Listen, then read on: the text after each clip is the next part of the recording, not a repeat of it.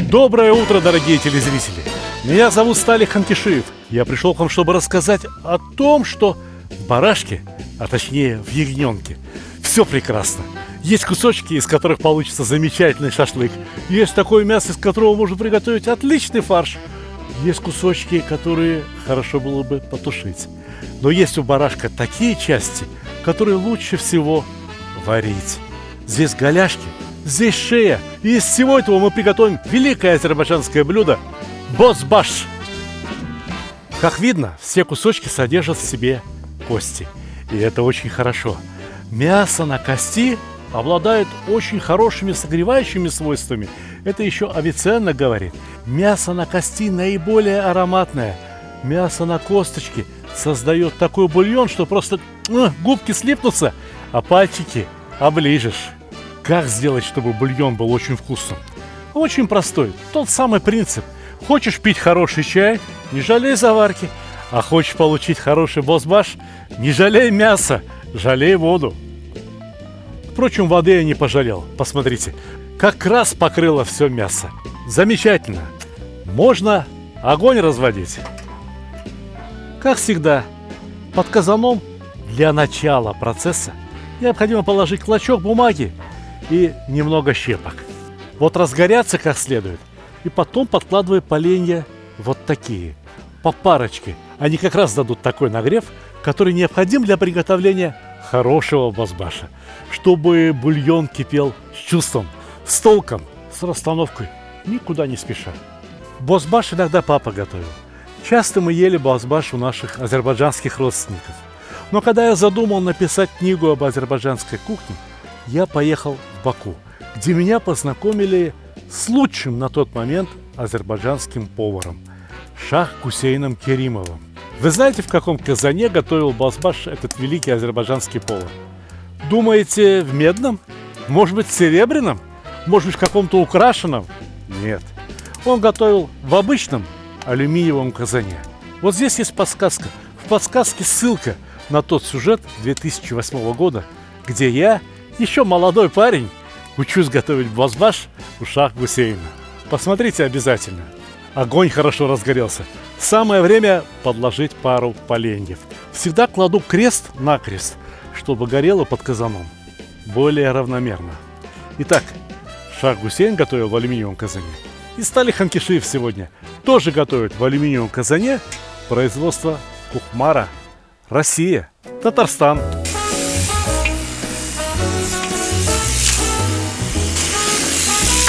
Вот всех интересуют казаны. Где купить, какой выбрать, как обслуживать, как мыть. Мыть казан можно даже автомойкой. Но почему-то никто не спрашивает о дровах. А ведь казан без дров, да все равно, что тазик для стирки белья.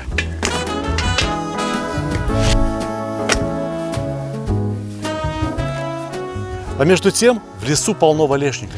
С аккумуляторной пилой Керхер я и дров напилю, и лес чище сделаю.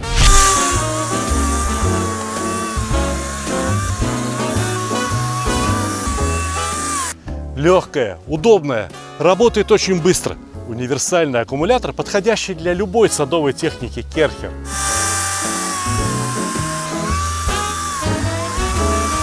Что для камина, что для казана? Дров напилить. Полчаса приятной работы.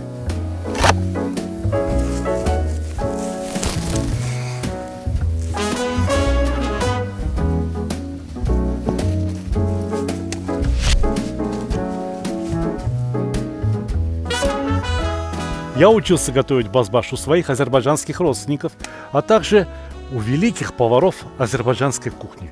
Но кое-что я делаю по-своему.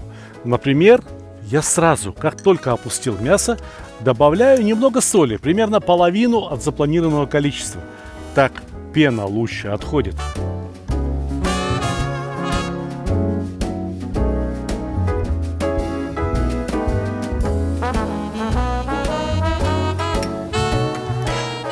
Существует несколько разновидностей бозбаша. Есть бозбаш, как мы сейчас готовим, называется барча бозбаш. Есть каурма бозбаш, наверное, вы уже услышали. Тот, который готовится из каурмы. Каурма – это способ сохранения, заготовки мяса. Мясо обжаривается насухо в жиру, этим же жиром заливается и хранится без холодильника хоть полгода, хоть год. И вот из этой каурмы тоже можно приготовить бозбаш. Но в Азербайджане очень любят еще бозбаш, который называется кюфта-бозбаш. Знаете, что такое кюфта?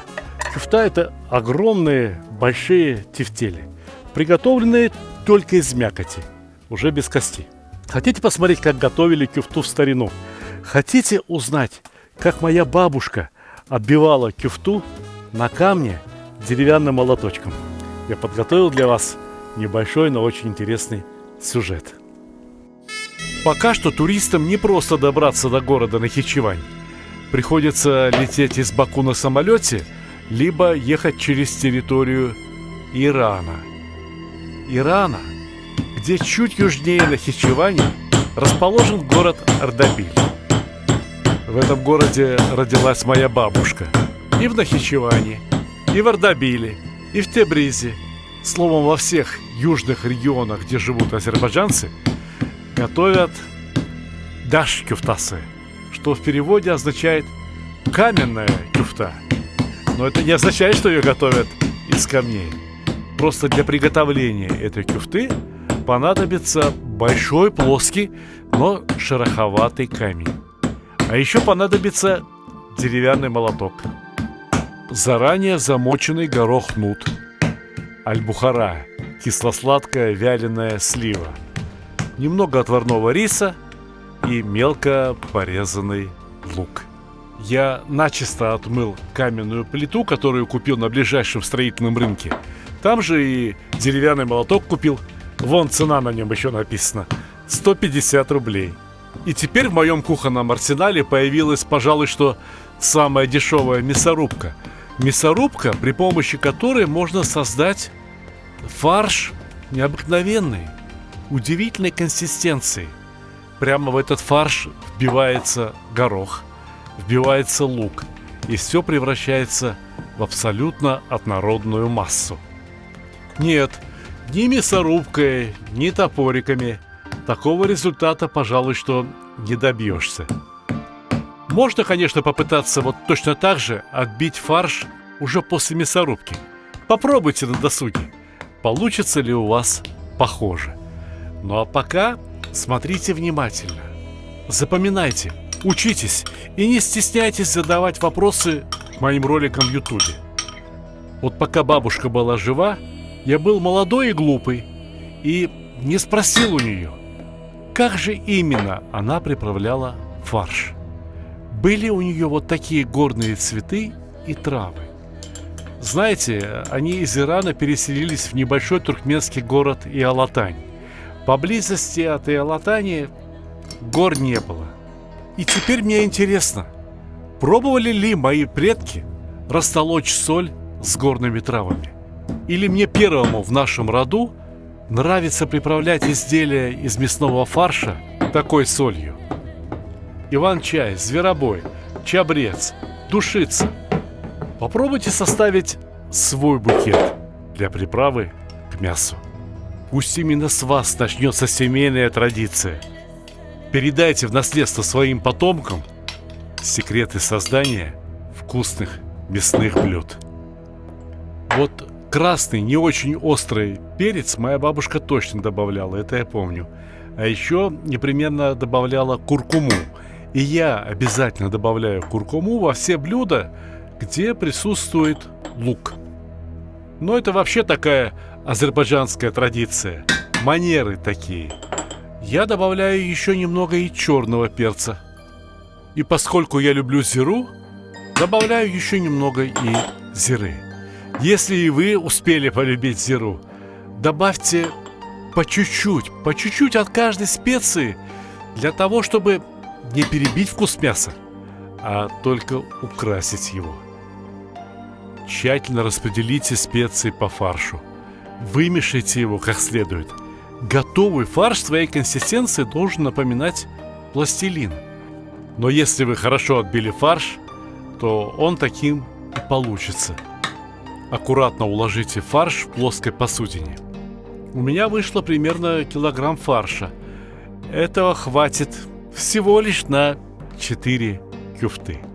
Делим фарш на 4 равные части. А теперь вам понадобится вода. Но нет, не фарш добавлять, а руки смачивать, чтобы фарш не лип к рукам. Фарш должен липнуть сам к себе.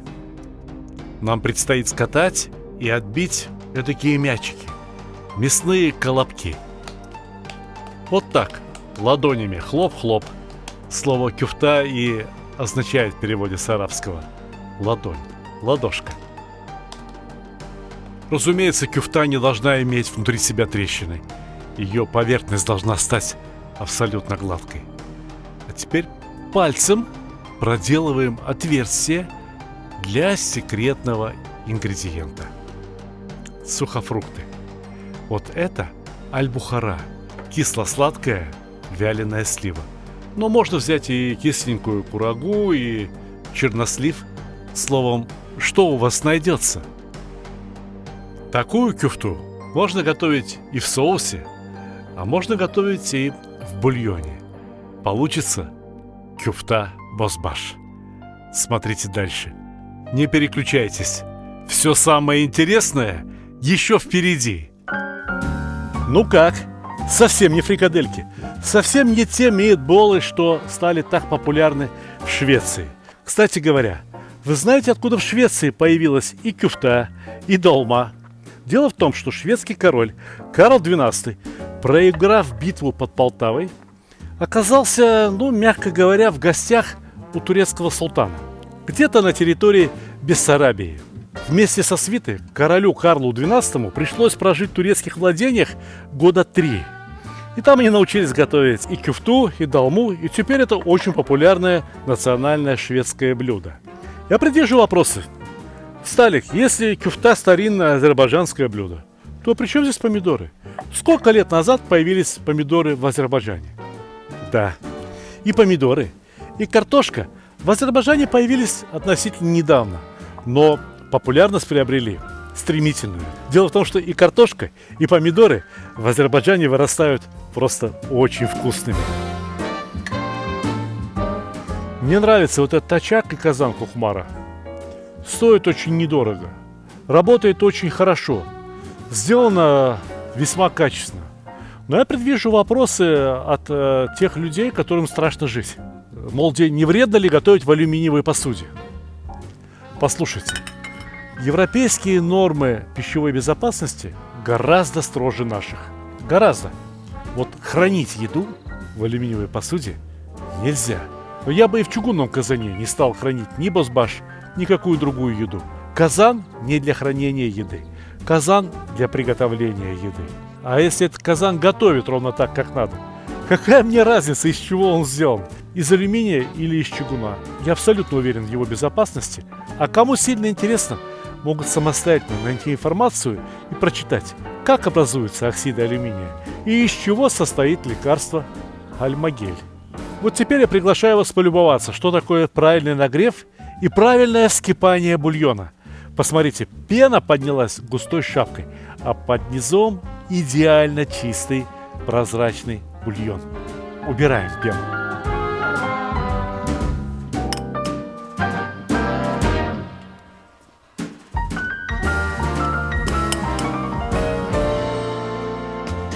Первая пена, так называемая черная пена, практически отошла. Но пена еще будет отходить после того, как мы опустим лук и горох. А самое время опускать лук и горох, потому что мясо сварится скоро, но и горох, и лук тоже должны успеть свариться. Посмотрите, лук нарезан мелким кубиком. Возможно, кому-то покажется, что я кладу слишком много лука. Лук придает бозбашу некоторую сладость. Но я знаю, чем мы закислим бозбаш, поэтому смело опускаю достаточно большое количество лука.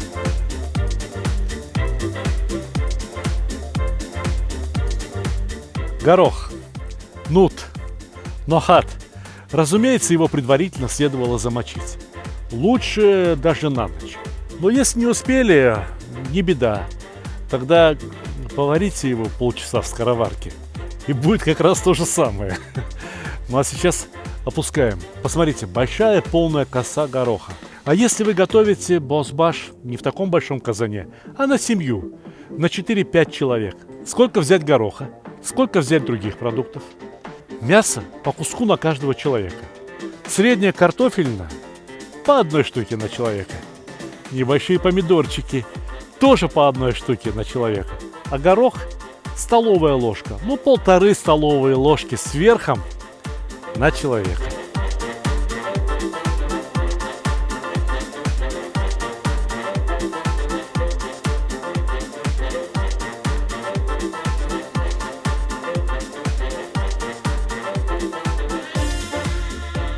На живом огне вкуснее, на дровах вкуснее, с дымком.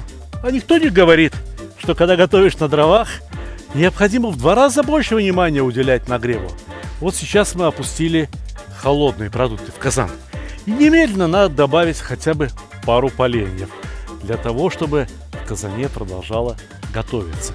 Не надо, чтобы кипело слишком бурно. Не надо, чтобы суп перекипал. Пусть кипит спокойно. Пусть пузырьки со дна поднимаются небольшие. Так получится вкуснее. Да и бульон выйдет чище, прозрачнее, красивее. Вот я вам откровенно скажу. Об азербайджанском базбаше, возможно, что я знаю не все. Например, я не знаю, если готовят базбаш, то применяют ли вот такой прием, когда повар зачерпывает бульон, где сильно кипит, и переливает туда, где не кипит вовсе. А потом берет немного бульона там, где не кипит, и переливает туда, где кипит сильно. Да при этом еще приподнимает половник и как бы остужает бульон. Не позволяет ему кипеть слишком бурно.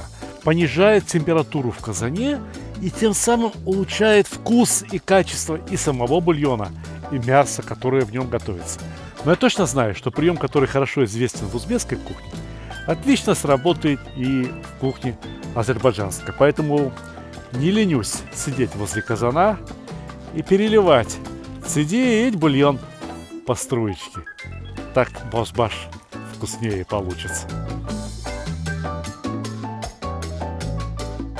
А сейчас мне пора закладывать кюфту.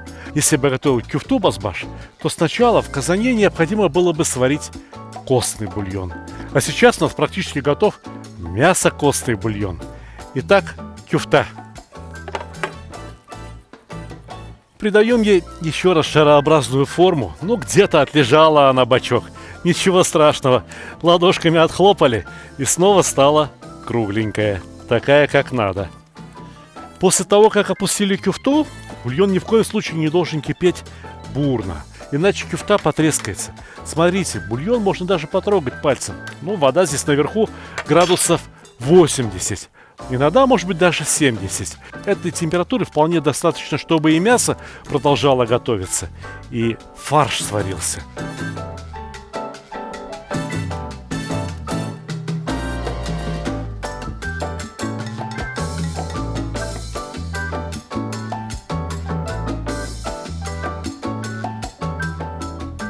Я предвижу вопросы. Блюдо азербайджанское, считай, кавказское. А как же специи? Вот азербайджанская кухня не совсем про специи. Она скорее про чистоту и первозданность вкусов самих продуктов. Чтобы мясо раскрыло свой вкус, чтобы горох раскрыл свой вкус, этому всему поможет единственная специя – шафран. Я добавил в него немного соли для того, чтобы шафран растерся в тонкий порошок. Тогда он бульон окрасит в красивый золотой цвет, и босбаш получится таким, каким он должен быть. Ведь, по сути дела, это очень простое блюдо, а подают его даже на праздники.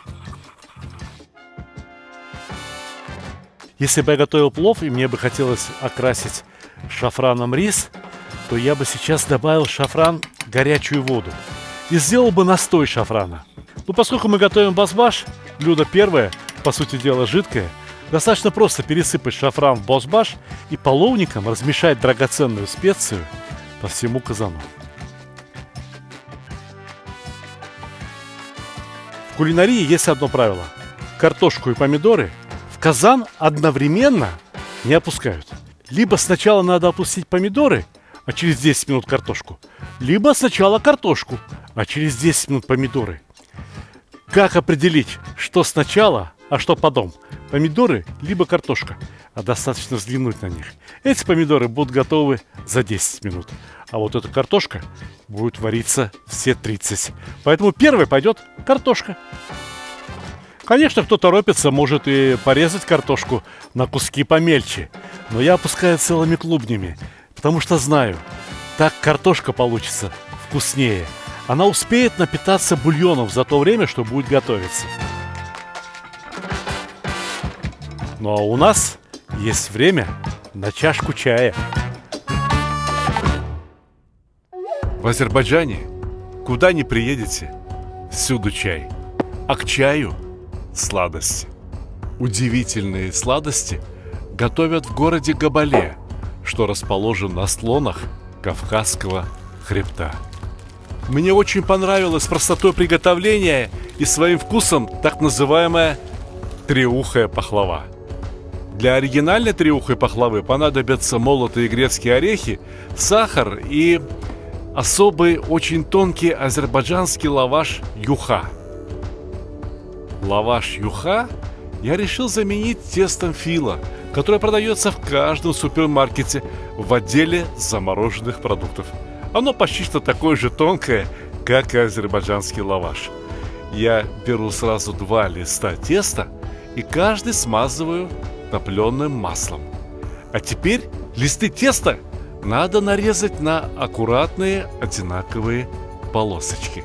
На каждую полосочку щедро накладываю орехи. И вот какая мысль меня посетила. В Габале готовят замечательные варенья. Так зачем же в пахлаву они кладут сахар, а не варенье? Я хочу попробовать приготовить эту пахлаву с джемом. С замечательными фруктовыми джемами Махеев. Вот, насыпали орехи, а сверху выдавливаем джем. Посмотрите, какой он. Прекрасной консистенции, очень красивый, с целыми кусочками фруктов. А теперь каждую полосочку сворачиваем в треугольнички. Понимаете теперь, почему пахлаву называют трехухой? Но это еще не все секреты. Смотрите дальше. Заготовки для пахлавы можно убрать в целлофановый пакетик либо в какую-то посуду и поставить в холодильник. И пусть стоит до прихода гостей. А когда придут гости, не жалейте масла, желательно топленого. Выкладывайте его в сковородку и быстренько, буквально за 5 минут, обжаривайте треугольнички, триухую пахлаву. Вы же понимаете, что именно с пылу, именно с жару эта пахлава будет издавать и аромат, она будет и хрустеть, она будет вызывать восторг у ваших гостей, и в конце концов у ваших домочадцев.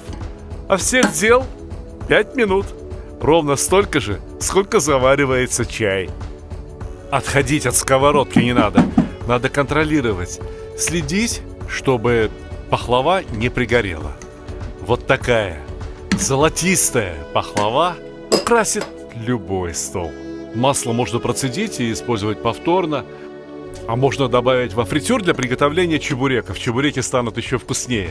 Вы случайно не пропустили нашу программу с чебуреками? Если пропустили, вам остается только посмотреть ее в Ютубе. Ну а сейчас выкладываем пахлаву на блюдо. Все непросто. Сейчас пахлаву необходимо украсить сахарной пудрой и корицей. Сахарная пудра и корица замечательно украшают изделия из слоеного теста.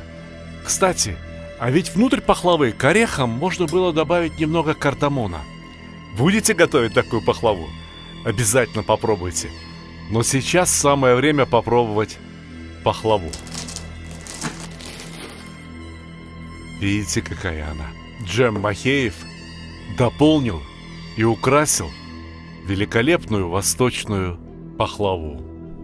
Джем Махеев – источник вдохновения для кулинарного творчества. Так вот, до появления в Азербайджане помидоров и картошки, что бозбаш, что другое древнее блюдо, которое называется пити, готовили с аль-бухарой. Это такая кисленькая вяленая слива, либо с каштанами.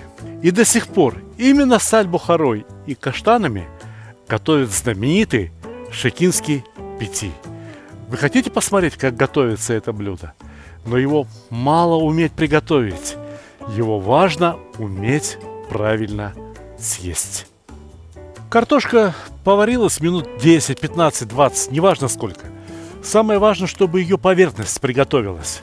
И можно опускать помидоры. Посмотрите, я у помидоров вырезал крышечки. Так они сварятся, но помидорный сок не разойдется по всему базбашу. Помидорный сок и соответствующую кислинку получит только тот, кто захочет ее получить. Раздавил помидор уже непосредственно в косе, и все в порядке. Но как же быть, если варили базбаш, либо какое-то другое блюдо, и ошиблись? Картошка остекленела. Есть два пути. Можно весь казан снять с огня и остудить его градусов до 60, а потом продолжить готовить, как ни в чем не бывало. Но есть и другой путь. Выловить всю картошку, разложить ее в один ряд на блюде и дать остыть на свежем воздухе. Как только поверхность картошки остыла, опускаю ее снова в казан, и все пойдет так, как надо. Понимаете, в кулинарии ошибиться может каждый. Важно понимать, важно знать, как исправить свои ошибки. В интернете иногда читаешь комментарии, и забавно получается. Многие люди говорят: нет, настоящий базбаш только с аль-бухарой, только с каштанами. В старину так готовили. Знаете, в старину, когда мой дедушка хотел на базар поехать, он ишака в арбуз запрягал. А сегодня? А сегодня фокус кредит, завел, поехал. Раньше кто-то времени не терял, по вечерам лапти плел. А сегодня у всех ботинки, хорошие туфли. Так почему же мы должны готовить точно так, как в старину? Картошка и помидоры, хоть и обходятся сегодня намного дешевле каштанов и аль-бухары, могу сказать, что эти продукты ничем не хуже ни каштанов, ни аль-бухары.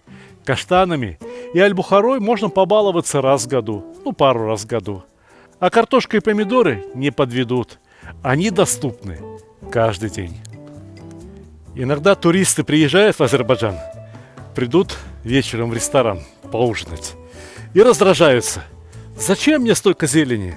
Зачем мне эти огурцы? Зачем мне эта редиска? Зачем мне столько хлеба? Мясо? Мясо давай. Нет.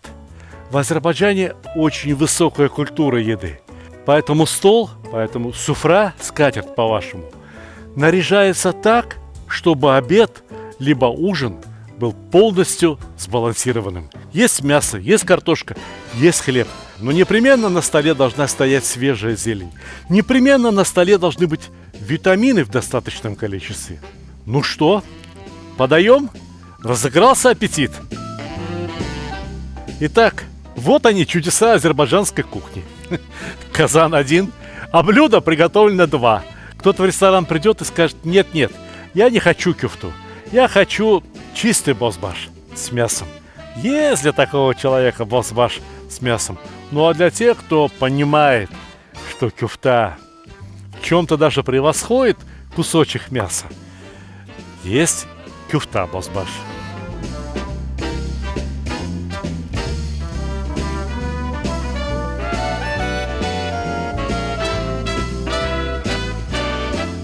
Вот так порция!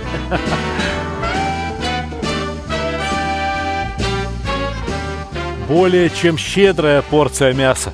Целая голяшка. Грамм 180, а то может быть и 200.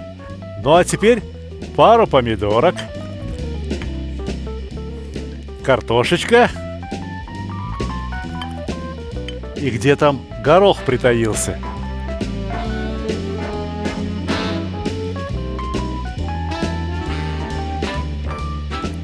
Еще немного бульончика, чтобы долго не остывало. Ну и кроме того, ведь в бульон принято размачивать чурек, азербайджанский тандырный хлеб. Ну и кроме того, знатоки непременно воспользуются поданными на стол специями, в частности, сумахом. Сумах замечательно подходит к бозбашу. на один край тарелочки. Ни в коем случае не засыпаем всю тарелочку. Кто-то возьмет немного черного перца, ну, для аппетита. А кто-то возьмет сушеную мяту. Сушеная азербайджанская мята придает блюдам из баранины неповторимый аромат, неповторимый шарм азербайджанской кухни. Кто один раз попробует, клянусь, влюбится в базбаш. А мне сейчас не терпится отведать это блюдо. Такое простое, но такое вкусное, что его можно назвать настоящим чудом. Приятного аппетита!